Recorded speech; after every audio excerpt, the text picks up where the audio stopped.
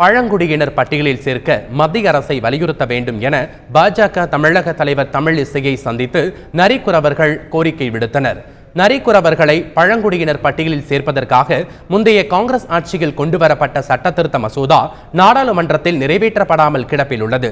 இந்த நிலையில் சென்னையில் பாஜக மாநில தலைவர் தமிழிசை சவுந்தரராஜனை நரிக்குறவர்கள் சமூகத்தினர் இன்று சந்தித்து பேசினர். தங்களை பழங்குடியினர் பட்டியலில் சேர்ப்பதற்கான மசோதாவை நடப்பு நாடாளுமன்ற கூட்டத்தொடரில் நிறைவேற்ற மத்திய அரசை வலியுறுத்த வேண்டும் என்று அவர்கள் கோரிக்கை விடுத்தனர்.